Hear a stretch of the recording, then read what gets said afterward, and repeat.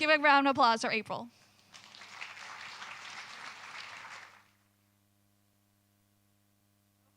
Thank you. That was a really awesome introduction. Really enjoyed it, so thank you, Gwen. Hi, everybody. I am happy to be here with you today to talk about compassionate yet candid code reviews. Sounds weird, right? Hopefully not too weird. Let's see what happens. So my background is in software engineering, as Gwen mentioned. So I've been a software engineer and technical leader for about 10 years now. Mostly worked in the Bay Area. In those 10 years, I worked at almost 10 jobs. I job hopped quite a bit, which was cool because I got a lot of variety. But more important to me is the volunteer work I've done. So I volunteer teaching code to kids and mentoring adults as well. And I pretty much mentor people all over the world, virtually too.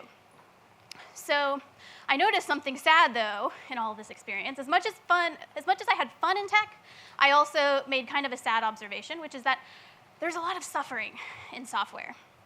We don't talk about this a lot because we're so excited about what we're doing, which is great, but I think it's important that we talk about this. So what do I mean by suffering in software? Well, for one, stress and burnout, big issues. There's tons of articles coming out all the time about this. We complain about a talent shortage while at the same time noticing that there's a lack of diversity. There are a lot of people that could be on our teams, and in this room even, in many of these rooms, that aren't there, that need to be there. Poor UX in our products. A lot of times we have UX designers, but we don't listen to them or we don't value their input. We're building unethical products sometimes, using people's data in unethical ways. And then the bottom line's affected as well, because our projects are often failing. Even at some of the big companies, projects are failing, and not just the usual, like, oh, fail fast, learn, all of that, but failing when they really shouldn't be. So a lot of people are trying to solve these problems individually, like, let's solve the diversity problem, let's solve this UX. And I came to the conclusion that really all of these separate problems have a common kind of root problem, because like when you're hunting down a bug and you look for the root cause, which is that in tech, we just don't care enough about humans. And that's quite a general statement, blanket statement to make, and everyone's probably taking offense. But the thing is that it is a general statement, but I'm speaking more overall, historically, and even more recently. So I saw that and decided to do something about it, because 10 years of that and seeing all those problems was frustrating to me. So I started a company, because that's what you do when you see a problem, right? Compassionate Coding is my company. So it's not a nonprofit. It is a conscious business that is working to bring emotional intelligence and ethics to the tech industry. I do this through training, working closely with teams to even fix some of their coding practices and all of that to make it more compassionate, speaking clearly, and writing as well. And when I talk about compassionate coding, I always find it's important to explain that compassion is not about being fake nice. So a lot of people think that. They think compassion just means you don't say what you're really thinking. You are kind of sugarcoating and being fake, and that's not what compassion is. Similarly, compassion is not about being polite. So politeness is usually following some pre-established set of rules about what you can and cannot say, and that's not really what compassion is about either. Compassion is not pity. Pity is more when you feel sorry for somebody, so when you don't really show that kind of respect. Here's what compassion is. And this comes from the Greater Good Science Center at UC Berkeley, which does research on compassion. Compassion is the feeling that arises when you are confronted with another's suffering and feel motivated to relieve that suffering. So that's what compassion is. And I love this definition because for me, I immediately thought from my computer science background, oh, so it's an optimization problem. So what we're trying to do is minimize suffering for everybody involved. And so compassion is not this kind of weak, touchy-feely thing, which is fine if it is, but that's not what it is for me. It's more a very rational thing that, we talk about alleviating pain points. That's compassion because you're working to alleviate pain.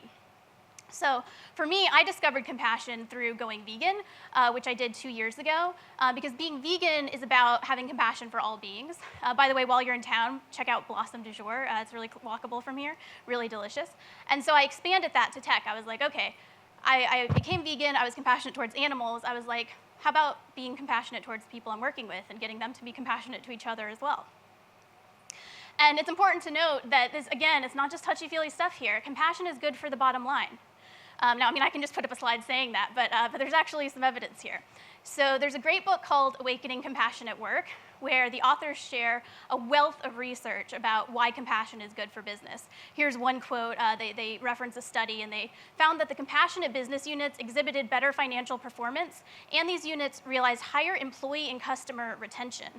And it kind of makes sense, right? Because if people are treating each other well and you're treating your customers well, people are going to stick around, right? It's kind of logical. Another great book on this is The Optimistic Workplace by Sean Murphy. He shares a study that's found that people in positive work environments outperform those in negative environments by 10 to 30%, which is a significant lift. So compassion, it's good for the bottom line. Compassion is also good for you. And what do I mean by that? Well, there are many benefits of compassion personally, and this again comes from the Greater Good Science Center at UC Berkeley, a great resource full of research papers to read through. But here's a kind of a summary of the benefits of compassion that they give. It brings more joy to your life, it makes you more resilient when you're dealing with difficulties, brings peace of mind, more job satisfaction, and a lower chance of burnout, which again, as we explored, is a pretty significant issue in tech. So what does this mean for code reviews? Let's tie it back. So I'm here to talk about code reviews, right? Well, code reviews can be particularly contentious in tech. A quick story. On one team I was on, a pull request, a code review on the pull request got so bad that one engineer almost quit, but then we were able to resolve the issue. And then the engineer in question for Halloween dressed up as a nightmare pull request because it was so bad that it was like worthy of a Halloween costume. But the good news is that we could laugh about it. But the point is that it got so nasty and so just like passive aggressive and just horrible that it caused a lot of problems on the team. And it hurt our efficiency because everyone was talking about this nightmare pull request and nobody was getting real work done. So that's why I want to talk about compassion specifically on code reviews. So compassionate code reviews aim to minimize suffering for everyone involved. This means the code authors, the code reviewers, and even the users, because when you write better code, you're going to have better products for your users. So I want to do this by talking about 3 filters that you can pass any code review comments through to see if they are worthy of a compassionate code review. And I'll walk through these in turn with a bunch of examples. So the first one is it true? So before you write a comment, you ask yourself, is it true? Now you might be thinking, why would somebody lie in a code review? That seems like it never happens. Well, let's look a little more closely. So here's an example. You should never use singletons. Now singletons is a design pattern for those of you not familiar. Now, by a show of hands, who thinks this is true, that you should never use singletons? Any hands going up out there? Go good. Oh, there's some. Okay, so some people believe this is true. Non-zero. So I disagree, but I also don't think it's false. It's an opinion. It's not a fact. So it can't be proven true or false. You can't, there's no way to say, oh, you should never do this. How could you possibly create a proof that would explain why you could never do that? You could potentially prove if something's impossible, but you can't prove the fact that you should not do something because it's inherently a subjective thing. So I would argue that saying you should never use singletons cannot be true or false. Now, an alternative is to say, in this case, I would advise against using a singleton because, and then explain. Because that is true, because it's true that you're advising that, right? So this does meet the requirement of being true. Another alternative is to, instead of demanding that somebody do what you want them to, or even advising that they do what you want them to, you ask them why they made the choice they did. And this is a much more respectful thing to do because it gives them the opportunity to explain. So could you explain your decision to use a singleton? Did you consider ... explain your concerns about the singleton pattern when it's appropriate, etc. So a similar example, these 3 lines should really be in a separate method. Now I didn't put the code, so it's hard, I'm not going to ask the audience. Now, is this true? Again, I would say no, because it has that should in it. You're just telling someone what to do. That's neither true nor false. So a nice alternative. Would it make sense to move these lines into a separate method to help with readability? That's just one example. If you felt more strongly, you could say, according to this guide that I read on writing readable code, and then put a link, this is what we can do to, we could extract these methods, extract these lines into a separate method, kind of do it that way. So here's a more complicated example. This isn't idiomatic. Now, this is interesting because it seems like something that could be proven true or false, right? Now, unfortunately, idiomatic is kind of vague because there is standard documentation, like there's documentation for Swift, but one, documentation is always changing, opinions are always changing, different groups, like subgroups within communities, change their mind about what's the best way to do something. So this actually is also a way of stating an opinion, just potentially what you think the popular opinion is. Other forms of this, it's best practice to, or the right way to do this is, or that's the wrong way to do that. Those are all to be avoided because, again, they're really opinions masquerading as facts. So they're best to be avoided. The alternatives, you could say, again, like according to this guide, or according to this document, according to the documentation, or I've often seen, these are all things that are true, and they could be shown true. Okay, so to sum up the true portion, if it's your opinion, say so. If it's a fact, consider sharing a source. Avoid this right-wrong language and instead respect that different people have different perspectives. Try asking a question instead, because again, that gives the person the benefit of the doubt. And then finally, avoid shoulding on people, which is because usually when you're saying should, you're not saying something very compassionate, just as a general guideline. Okay, so the next filter to pass through, is it necessary? Well, let's see. So here's an example. This is a nitpick, but who's seen this kind of comment before or made this kind of comment before? Okay, pretty much everyone across the board. So here's the question, is it necessary? Now, sometimes the answer is yes. Sometimes nitpicks are important, and you're just saying that to kind of soften the blow. But the question is, and sometimes, though, it really is a nitpick, and you're just doing it either because of a compulsion. Sometimes it really is. Like for me, sometimes I feel like just a compulsion to say something, and that's something for me to deal with. Or other times it's just to kind of show off, to show that you found something that other people didn't, even if it's not really important. So here's the test: is take a breath, right? Take a step back. For those of you who do the meditation thing, maybe take like a mindful breath and think, what's my motivation here? Am I really trying to help? Is this really about helping our customer or our team or this person, or am I just trying to boost my own ego? It's harsh to kind of introspect in that way and ask yourself, but it's good to do because it's good to check in because you want to be coming from a genuine place of actually trying to help someone, either the user or again your team. So alternatives here, try to automate some of this nitpicky stuff, especially if it's like style stuff where you can use some automation, because then it's not you being the kind of robotic, nitpicky person, but there's an actual robot doing it for you.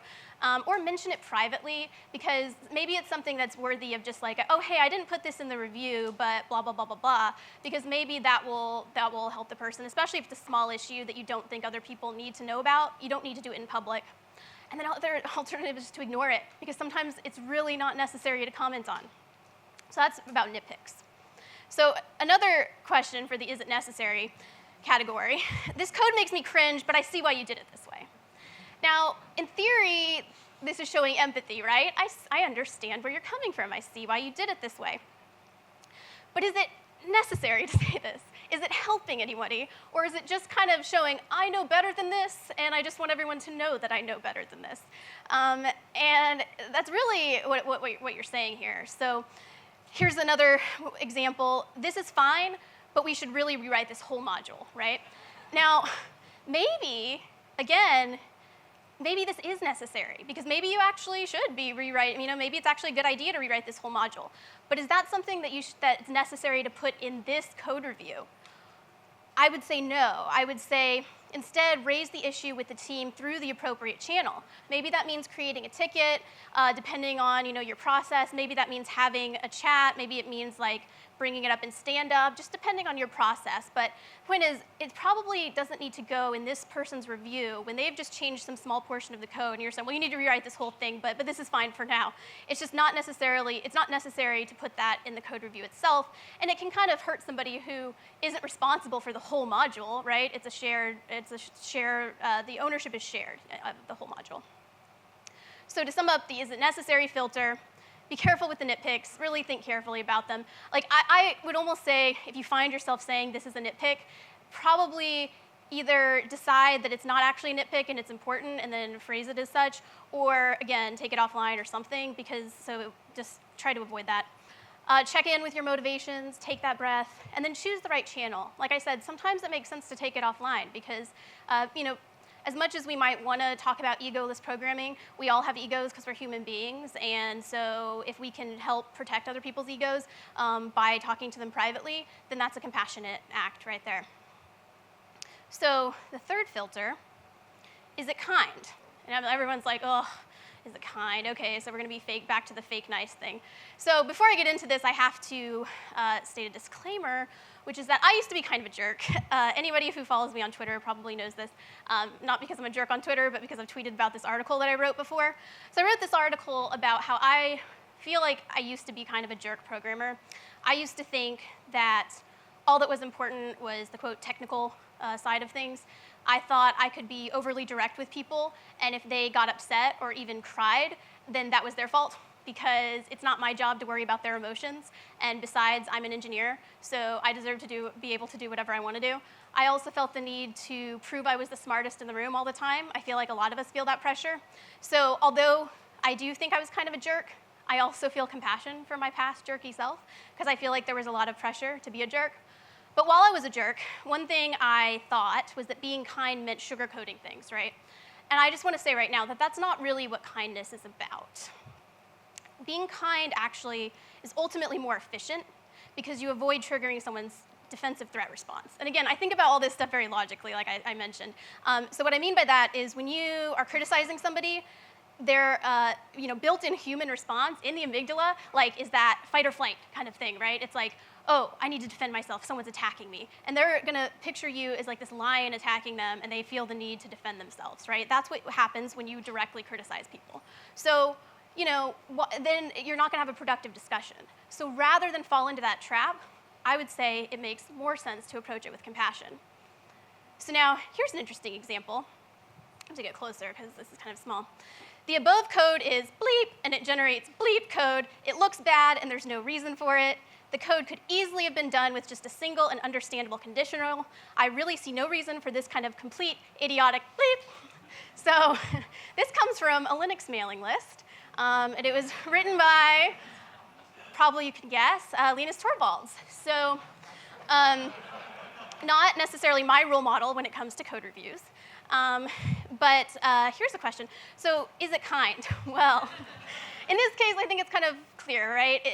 It's not kind, and sometimes it is this obvious. Sometimes people are, especially in open source, and there's anonymity involved, sometimes people really are this kind of aggressive.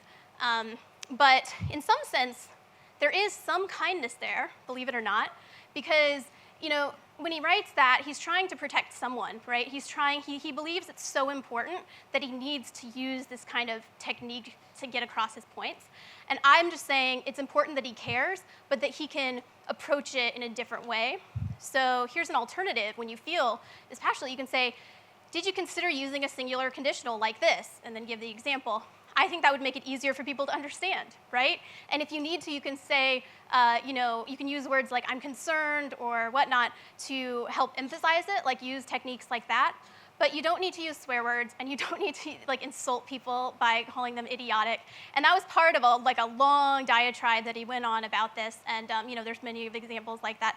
And I think just an aside here is that a lot of people look up to him, and people like him in the tech community. And I think that's why we have a lot of these problems, and why I had to start my company, because it's not just one guy kind of being rude to people. It's like the people we look up to are sometimes the most curmudgeonly rude people, and I think we need to change that. So another example, so that was a very obvious example of something that's unkind, but I want to look at a subtler example. Why didn't you just use a factory? Okay, now this sounds pretty logical, pretty straightforward, very direct. That's not unkind, but I want to focus in on one specific word, which is just.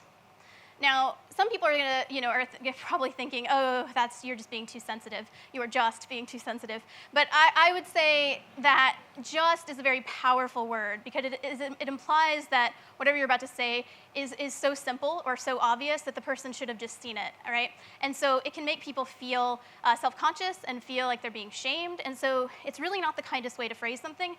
And it's maybe unintentional that you're being unkind, but the impact is that there's some unkindness there. So an alternative would be something like, did you consider using a factory here? It would help by, and then explain, right? So again, these are really simple transformations, and you may think, oh, so I have to overanalyze everything I write, but not really. I mean, it becomes kind of second nature. Like even now when I'm sending emails, and usually when I'm responding to tweets, if I've done my yoga in the morning, I try to pass through these same filters and try to, craft a message that is more likely to be well received on the other end, even if it contains some direct challenges. So here's an example. I've been talking a lot about adding comments about reviewing, from the reviewer's point of view, but I want to talk about the author's point of view too. So here's an example. The reviewer writes, given the dependencies, I'm concerned that it'll be difficult to modify this in the future. That, I would argue, is fine. The author says, I think that's a trivial concern. And that's all the author says. Now, again, some people would think, oh, yeah, sure, that's just logical. It probably is a trivial concern. But I would say, is this kind? I don't think so, because I think that it's sort of dismissive of the other person's comment, and it's completely devoid of empathy. An alternative would be, thanks for raising that issue. I don't think that's going to be a problem because, and then explain, what do you think? Now, the difference here is that the thanking is acknowledging that the person, it's showing some empathy for what they're feeling, but you also are still disagreeing, but you're disagreeing respectfully, and then you're giving them an opportunity to further clarify their points. Another example, I disagree with this whole approach. I think it's messy and unmaintainable. Now, this is true because this is an opinion thing. I disagree. This could be true. So it does pass that first filter, and it could even be necessary. Now, is it kind? Well, it's talking about the code, not the person who wrote it, technically, so you could say it's okay. But I would say it's not so kind because of, one, the judgmental kind of nature of it, which does sometimes translate the person, but two, the fact that they are saving it for the code review once the code has already been written, and they're challenging the whole approach. Now, what I think in this case needs to happen is move this kind of feedback before the code's written. So maybe do architecture review, or run the ideas by somebody. Discuss it offline if the code is already written, because you're gonna have too many comments going back and forth.